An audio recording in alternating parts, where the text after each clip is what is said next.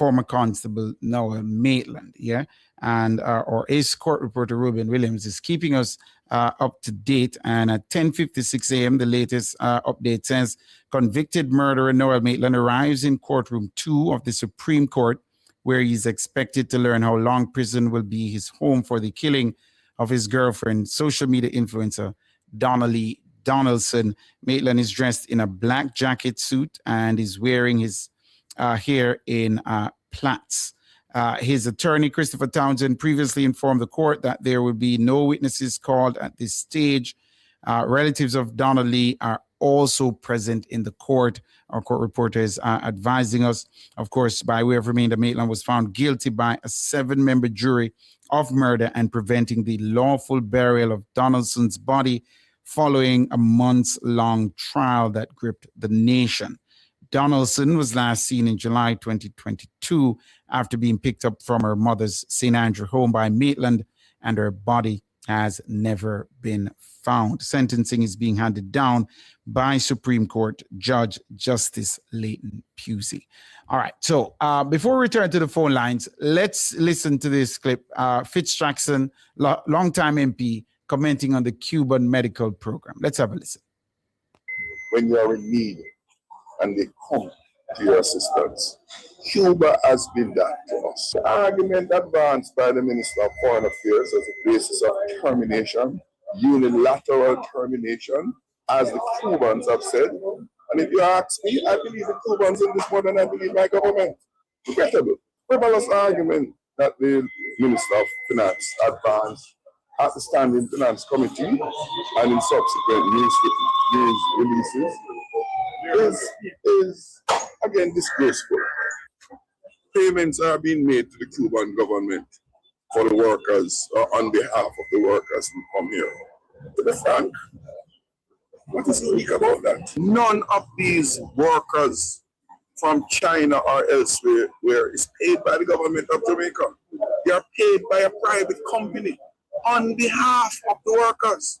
And there are a number of companies in Jamaica who do not pay their workers directly. They pay to the contracting party. In the case of the Cuban health service workers, the contractual arrangement is between the government of Jamaica and the government of Cuba. Marco Rubio, the Secretary of State for the U.S., he came last year on a visit and he described this agreement as forced labor.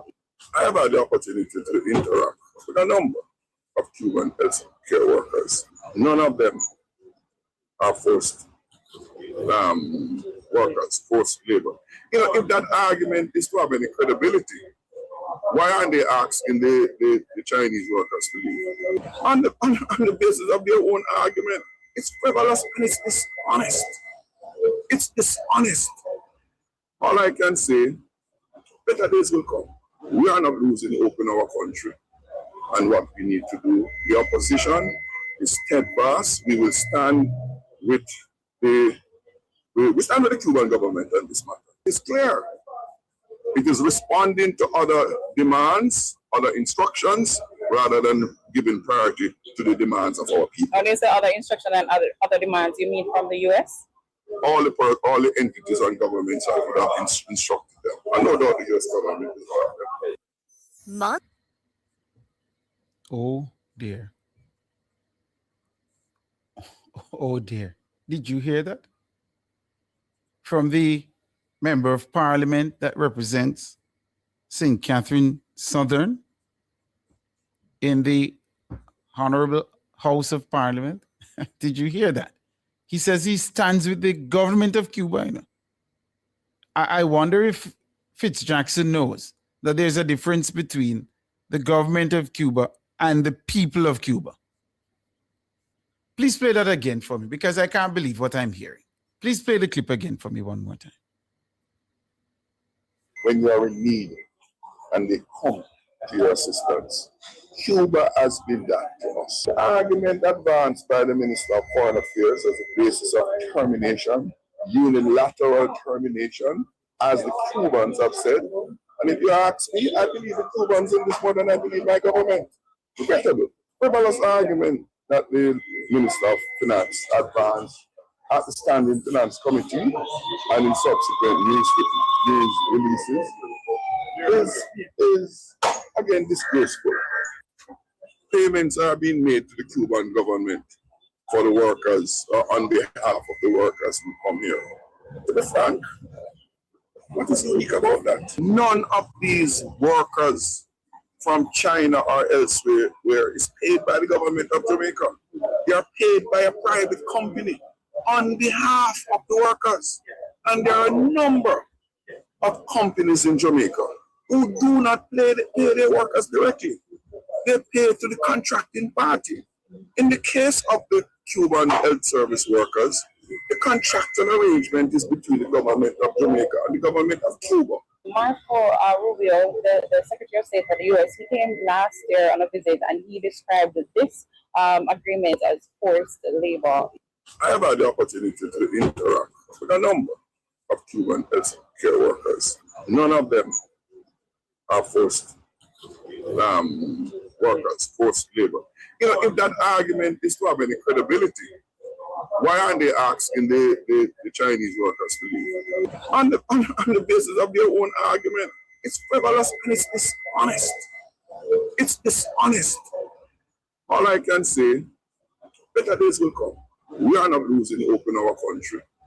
And what we need to do, the opposition is steadfast. We will stand with the Cuban government on this matter. It's clear. It is responding to other demands, other instructions, rather than giving priority to the demands of our people. When you say other instructions and other demands, you mean from the U.S.? All the entities and governments have instructed them. I no doubt the U.S. government is one of them. Look, you can't make these things up, you know. The MP for South St. Catherine, Fitz Jackson, says the opposition, and let me read it for you. Yes, the opposition is steadfast. We stand with the Cuban government on this matter. So apparently the People's National Party has no issue with the Cuban workers not being able to be in possession of their own passports, you know. And certainly he has no issues with the Cubans working and the money being sent to a despotic regime in Cuba in US currency. Fitz Jackson, have you lost your mind? Clearly, quite a spirited defense there from Fitz Jackson. But I mean no disrespect by this. I must ask, has Fitz Jackson lost his marbles? How can you not have a problem with the state of affairs given what the recent checks have yielded concerning this program?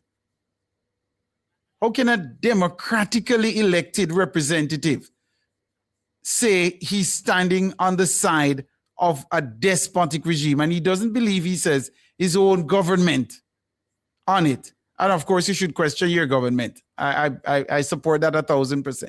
But they've put forward here what their checks have revealed. And Fitz Jackson is saying the opposition stands with the... Look, Mark Golding, the General Secretary, the President of the People's National Party, Mark Golding, and the General Secretary, Dr. Dayton Campbell, they need to respond. Is Fitz Jackson accurate to say that the opposition, People's National Party, that they stand with the Cuban government? That means they're lending their support to state-sponsored servitude? Has Fitz Jackson lost all of his marbles?